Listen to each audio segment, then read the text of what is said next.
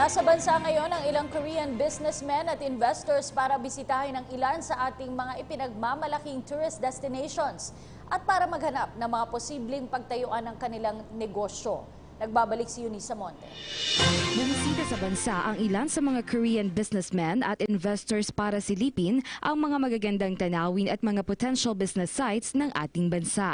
Ayon kay Philippine Ambassador Raul Hernandez, suportado ng karamihan sa mga Korean businessmen ang laban ng Pangulo sa krimen at droga. Aniya, malaking bagay ang seguridad ng bansa na nararamdaman ng mga Koreanong bumibisita sa bansa. This is very important because we need more investors for our country, and Koreans, love the Philippines so much. So itong mga programs is to sustain yung primacy ng Korea as far as tourism inflows.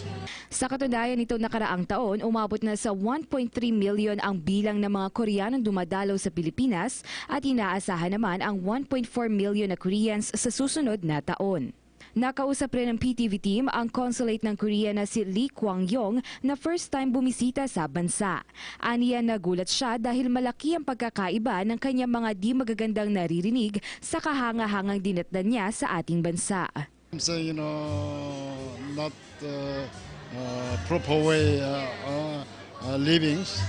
But when I come here, I became to absolutely changing my mind against the Philippines. At nang tanungin naman kung babalik siya ng Pilipinas, Soon in the future, I will to bring all of my families will pass here.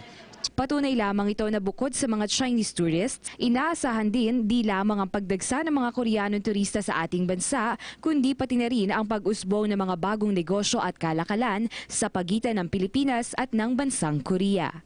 Para sa PTV News, Eunice Monte.